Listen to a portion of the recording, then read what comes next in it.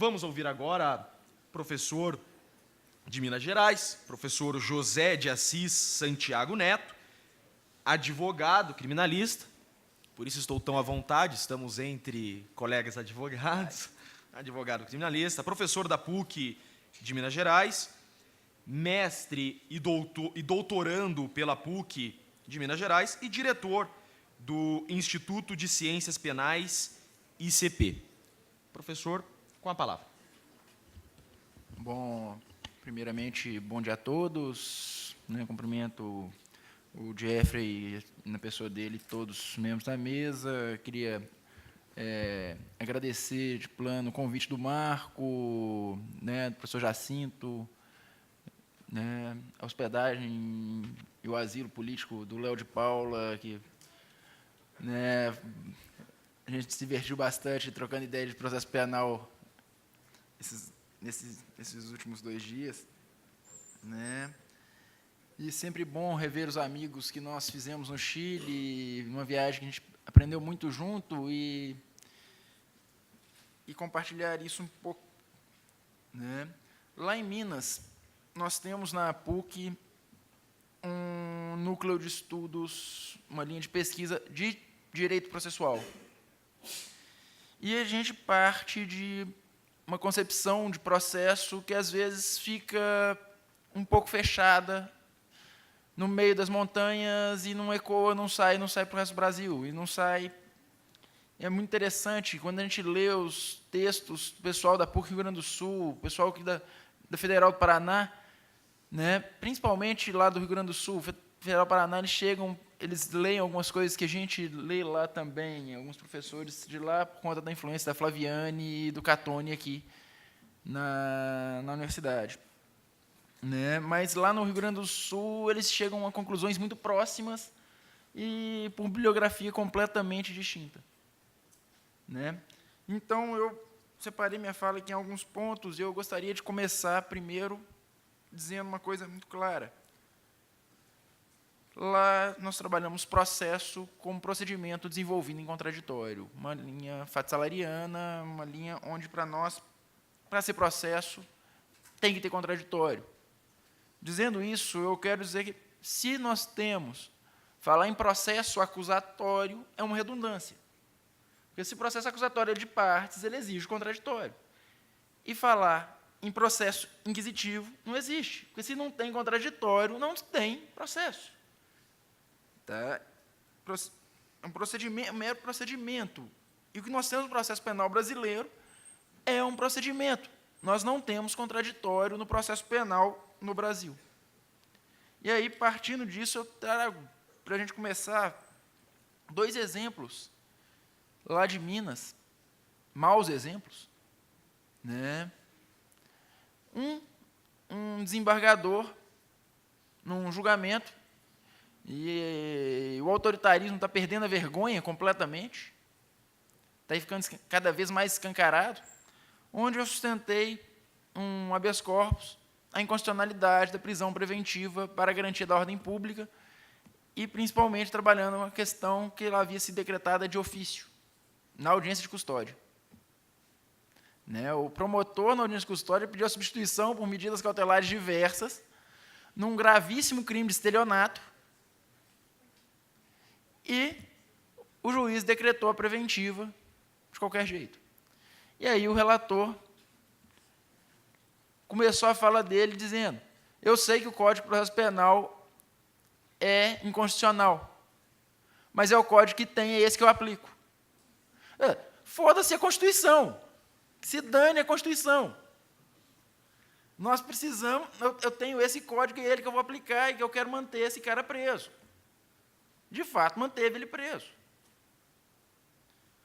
Um juiz do interior, isso não me contaram, isso eu vi. Não foi caso meu, foi um caso de um amigo, que era advogado, que chegou na comarca e começou, de ofício, desarquivar inquérito que havia sido arquivado, de ofício, e o despacho dele era: vista ao Ministério Público para oferecimento de denúncia. Pô, completa. Denuncia que a sentença já está aqui. E não foi um nem dois, não. E fez isso várias e várias vezes. Todos os casos de condenações. Né? Por que isso acontece? Né? Não sei se isso acontece em outros lugares do Brasil, mas em Minas Gerais nós temos hoje um tribunal extremamente conservador e inquisitorial. Os caras lá acham que são membros do sistema de segurança pública. O juiz ele acha que é papel dele proteger uma sociedade da criminalidade. E aí ele tem, e não percebe, não consegue se perceber no lugar que a Constituição determinou para ele. Ele não consegue se colocar no lugar dele. O promotor, por lá, não precisa de muito esforço para condenar, ele já tem o juiz julgando de centroavante para ele. Ele precisa colocar a bola no lugar certo, que o gol vai ser feito. Né?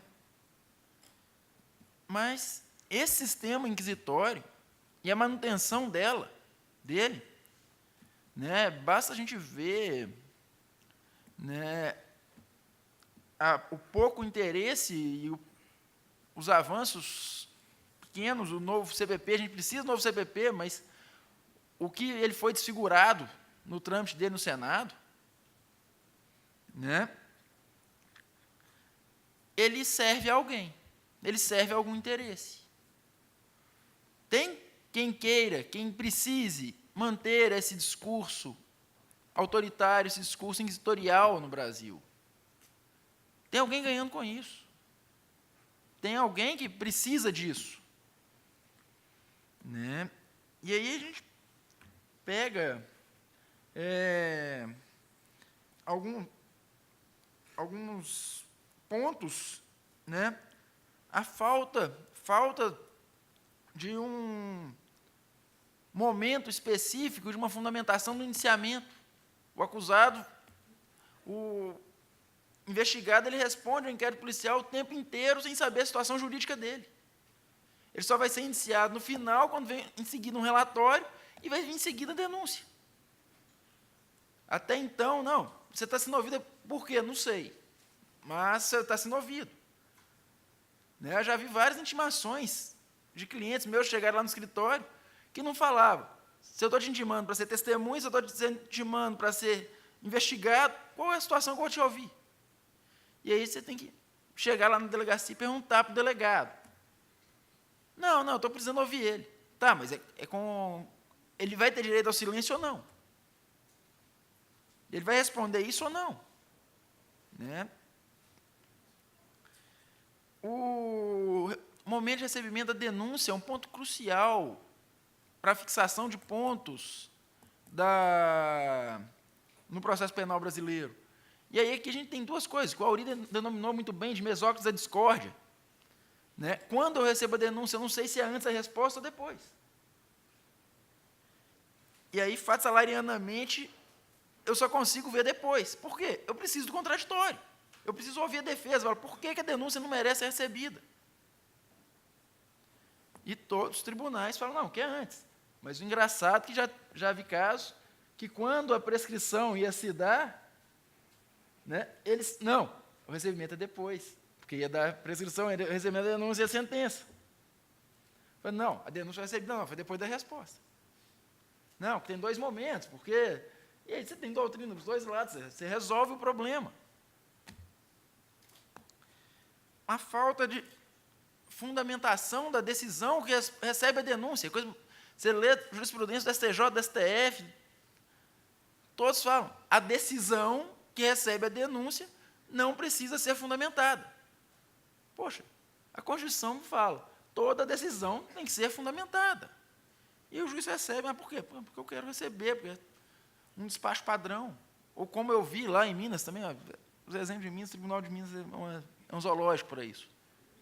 Né? Uma comarca que tem, não estou brincando, não, tem, é uma folha, papel A4, preenchida com quadrinhos, com múltipla escolha. Talvez o juiz esteja tão acostumado a fazer prova de concurso, que ele até para despachar, ele despacha em múltipla escolha.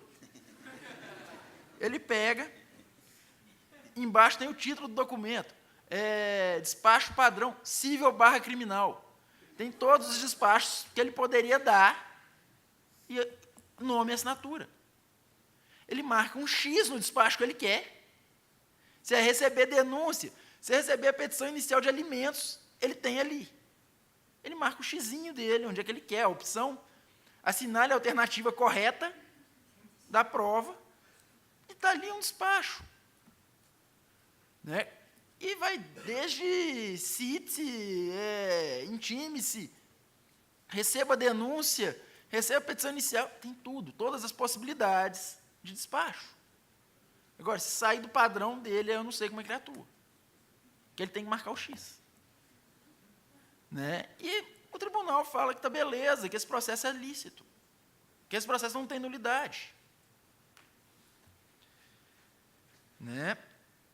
Depois da reforma de 2008, se a gente quer um processo penal sério, eu preciso de receber a denúncia no segundo momento, e no segundo momento, depois da resposta, fundamentar por quê, e analisando tese por tese que a defesa apresentou, essa denúncia não deve ser recebida ou deve ser recebida. Eu tenho que saber porque eu ganhei ou porque eu perdi. Eu tenho que conseguir contar para o réu, olha, por que você está sendo processado? Por que eu estou sendo processado? Não sei. A denúncia não deixa clara a acusação, o juiz recebeu ela do mesmo jeito e segue a vida. E por que eu estou sendo processado? Porque o juiz quer. Né? Depois, a sentença. A sentença, e partindo também de uma base em fato salário, em processo com procedimento contraditório, né? Um bom exemplo, né, agora do TJ, tem um desembargador lá, né, de Câmara Civil, né, doutor pela PUC. Uma vez o Léo Marinho, eu sou orientando do professor Leonardo Marinho, lá na PUC Minas, perguntou para ele, falou, doutor Nilton, vem cá, você não fica com peso na consciência quando você, por um erro judiciário? E ele respondeu, não. Bom, eu não fico completamente com o erro, porque se eu errei, significa que as partes também erraram, que a decisão é delas. Elas construíram essa decisão junto comigo. Né? Pô, uma alma que estudou ele faz salário a fundo. Né? A sentença não é do juiz. Nós temos que botar na cabeça que o juiz ele pega aquilo que as partes produziram e transforma num texto único. A sentença é das partes. É uma construção comparticipada das partes em um processo acusatório. Mas, no Brasil, nós entregamos toda a prestação judicional nas mãos do juiz. O juiz faz tudo, o juiz substitui o promotor. É o juiz que tem que fazer a sentença. É o juiz que tem que substituir as partes.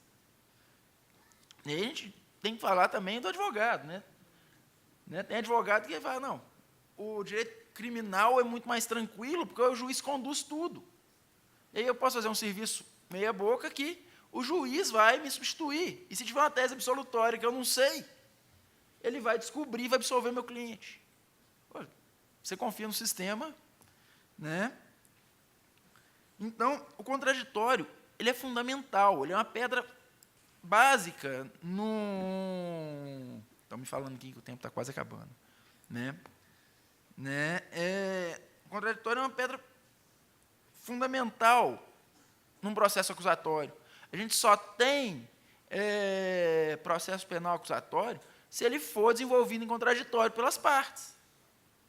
Né? E aí vai afetar a gestão da prova. Né? Porque as partes têm que produzir a prova, as partes têm que produzir o argumento. Não existe processo penal acusatório sem contraditório. E aí nós temos que pensar. Né? Nosso tema, eixo central do painel, seria a tendência do processo penal brasileiro. Não adianta a gente reformar o código, não adianta a gente pegar um código perfeito, vamos supor que a gente entregue para o professor Jacinto. Jacinto faz o código do jeito que deve ser feito. E vai sair um código brilhante, vai sair o melhor código de processo penal que a gente podia ter.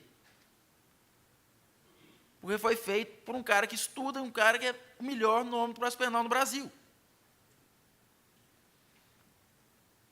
Se a gente não mudar a mentalidade do aplicador do direito, se a gente não mudar a mentalidade do promotor, se a gente não mudar a mentalidade do juiz, se a gente não mudar a mentalidade do membro do Ministério Público. Né? Encerro, né? O conchavo entre promotor e juiz é muito grande, é muito claro. Né? Eu advogo lá em BH num caso, daquele menino usuário de droga que comprou para a galerinha.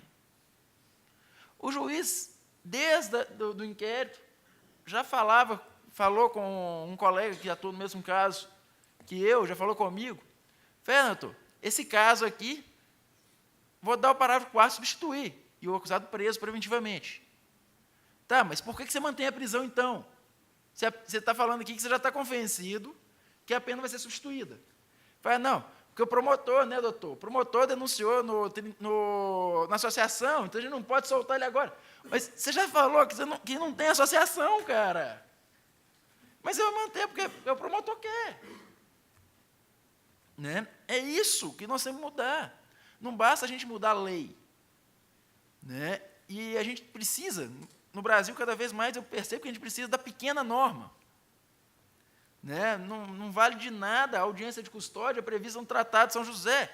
Se o CNJ não baixa uma resolução, e ele não vale de nada a resolução. Se o TJ não baixar uma resolução dele, mandando fazer. O que vale é a resolução do TJ, não é a Constituição, não é o pacto. Né? E nós precisamos. Então, não basta a gente ter um CPP, a gente já tem a Constituição. A Constituição desde 88 já fala que a gente tem contraditório, já define o lugar do juiz, o lugar do império, o lugar da defesa. Só que não basta ter a Constituição, a gente precisa ter um código. E quando a gente tiver um código, não vai bastar ter o código, vai precisar ter a resolução do tribunal falando que o juiz não pode produzir prova. Se a gente não mudar a mentalidade, e o resumo é a síntese do que eu vim falar aqui, né? Se a gente não mudar a mentalidade e não mudar essa concepção de que o processo penal foi feito para buscar uma verdade real, se a gente não acabar com isso, não destruir isso, não entender a nossa falibilidade enquanto operadores do direito, e que nunca vamos chegar a uma verdade, mas nós vamos buscar aqui reconstruir um fato com suas falhas, nós não vamos conseguir construir um processo acusatório. Né? Agradeço mais uma vez, desculpa passar um pouquinho de tempo, né? Mas muito obrigado e espero ter sido claro, não ter embolado muito.